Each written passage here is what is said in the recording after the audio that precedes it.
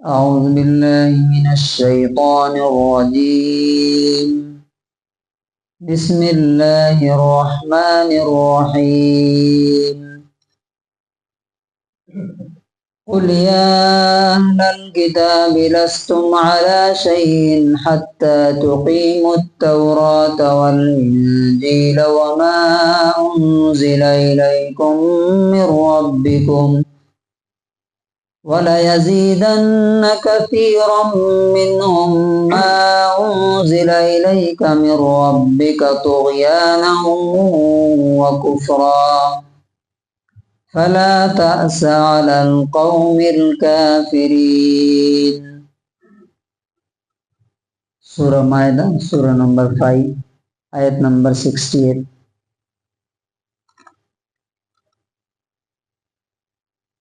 قل آپ کہہ دیجئے یا اہل الکتاب، اے کتاب والو۔ آیت نمبر 68۔ قل آپ کہہ دیجئے یا اہل الکتاب، اے کتاب والو، لستم علی شیء، تم کسی چیز پر نہیں ہو، حتی جب تک کہ، یہاں تک کہ، تقیم التوراۃ والانجیل، تم تورات اور انجیل کو قائم کرو، یعنی اس پر عمل کرو، اس کو پریکٹس کرو۔ وما انزل، اور جو اتارا گیا، الیکم تمہارے طرف، من ربکم تمہارے رب کی طرف سے۔ وَلَيَزِيدَنَّ، اور ضرور بڑھا دے گا، اضافہ کر دے گا، انکریز کر دے گا، کثیرا منہم، ان میں سے بہت سے لوگوں کو، ما انزل، جو اتارا گیا، الیک تمہارے اوپر، تمہاری طرف، من ربک تمہارے رب کی طرف سے۔ کس چیز میں بڑھا دے گا؟ طغیانا، سرکشی اور زیادتی، و کفرا، اور کفر میں، انکار میں بڑھا دے گا۔ یعنی یہ جو کتاب ہے، جو قرآن ہے، یہ ان میں سے بہت سے لوگوں کو کس چیز میں بڑھائے گا؟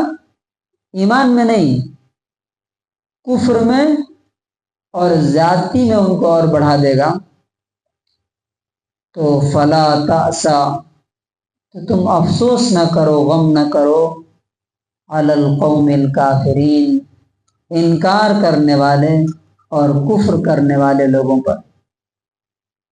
اس کا انگلش ٹرانسلیشن ہے، Say, O the people of the scripture, you are standing on nothing until you uphold the law of Torah and the gospel and what has been revealed to you from your Lord, and that which has been revealed to you from your Lord will surely increase many of them in aggression and disbelief.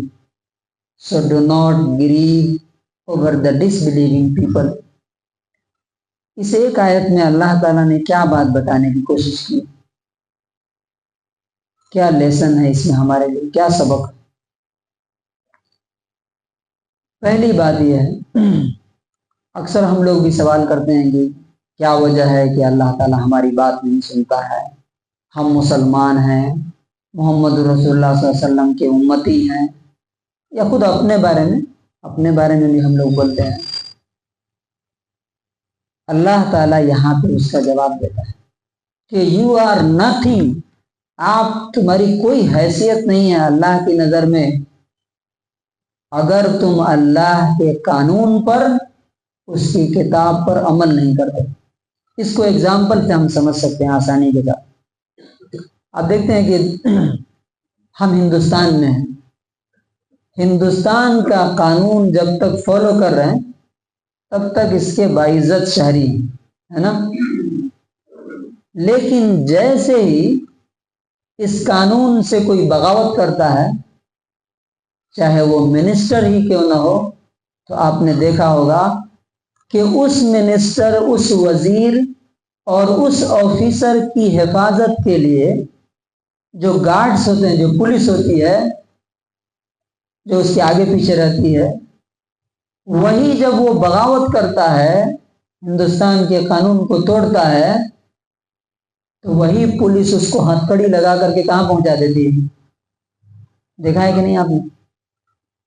کئی chief minister کہاں jail میں گئے کہ نہیں؟ تو ٹھیک اسی طرح سے اللہ کی نظر میں ہماری ایک حیثیت ہے، کیونکہ اللہ نے ہمیں کتاب دی، قانون دیا اپنا اسپیشل، لیکن کب تک؟ جب تک ہم اس پر عمل کرتے رہے۔ جب ہم اسے چھوڑتے ہیں، جہاں اللہ کے نظر میں کیا ہو جاتے ہیں؟ مجرم اور کرمنل، تو اللہ تعالیٰ کہتا ہے کہ you are baseless, you are nothing, تم کچھ بھی نہیں ہو ہماری نظر میں۔ کب تک؟ جب تک کہ تم توریت اور انجیل اور قرآن کو بھی تم قائم نہ کرو۔ قائم کرنے کا مطلب کیا ہے؟ سب سے پہلے اپنی زندگی پر لاگو کرو۔ تمہاری لائف، تمہاری زندگی قرآن کے مطابق ہونا چاہیے، تمہاری فیملی لائف قرآن کے مطابق ہونا چاہیے۔ یہ دو نہیں ہے تو اللہ کی نظر میں تمہاری کوئی حیثیت نہیں ہے، تمہاری کوئی ویلیو نہیں۔ یہ پہلی بات ہے۔ دوسری بات کیا ہے کہ یہی قرآن، یہی کتاب جو بہت سے لوگوں کو رونے پر مجبور کر دیتا ہے۔ پیچھے ابھی آگے آ رہا ہے کہ اس قرآن کو جب لوگ سنتے ہیں، کچھ لوگ، تو ان کی آنکھوں سے آنسو جاری ہو جاتے ہیں، ان کا ایمان ابھی جو نماز میں آپ نے سنا، وَإِذَا تُلِيَتْ عَلَيْهِمْ آيَاتُهُ زَادَتْهُمْ إِيمَانًا، اس کی آیتیں جب ان کے سامنے پڑھی جاتی ہیں تو ان کا ایمان بڑھ جاتا ہے۔ لیکن یہی قرآن اور اسی قرآن کی آیتیں اللہ تعالیٰ کہتا ہے کہ بہت سے لوگوں کے کفر میں اضافہ کرتا ہے، ان کے انکار میں اضافہ کرتا ہے۔ وہ اللہ کی طرف آتے نہیں ہیں، بلکہ سن کے اور اللہ سے کیا ہو جاتے ہیں؟ دور ہو جاتے ہیں۔ یہ کیوں؟ اس لیے کہ وہ ایکسپٹ نہیں کرتے اللہ تعالیٰ کی بات کو، قبول نہیں کرتے وہ۔ اور تیسری بات اللہ تعالیٰ نے کیا کہا کہ اب ایسے لوگ جو اللہ کی نصیحت نہ سنیں، اللہ سے قریب نہ آئے، اس کی رحمت کی طرف نہیں آنا چاہتے ہیں، بلکہ اس کے غصے اور غضب اور جہنم کی طرف جانے کا انہوں نے فیصلہ کر لیا ہے، تو فلا تأسا، غم نہ کرو، افسوس نہ کرو ایسے لوگوں پر۔ یہ لوگ اس لائق نہیں ہیں کہ ان کے بارے میں افسوس کیا جائے، غم کیا جائے۔ تو کنکلوژن اور خلاصہ کیا ہے؟ مجھے اپنی زندگی میں دیکھنا چاہیے کہ کیا میں اللہ کے اس قانون پر عمل کرتا ہوں؟ اگر عمل کرتا ہوں تو میں اللہ کی نظر میں میری ویلیو ہے، میری اہمیت ہے، میری حیثیت ہے۔ نہیں عمل کرتا ہوں تو نہ اللہ کو میرے اوپر کوئی یہ ہوگا، اور نہ رسول کو، اور نہ دنیا میں کوئی بھی ہمارا کچھ بھی کام آ سکتا ہے، نہ آخرت میں کام آ سکتا ہے۔ تو اللہ تعالیٰ سے دعا ہے کہ اللہ تعالیٰ ہمیں پوری زندگی اس کی کتاب، اس کے قانون پر عمل کرنے کی توفیق نصیب فرمائے، اور اسی پر ہماری موت نصیب فرمائے۔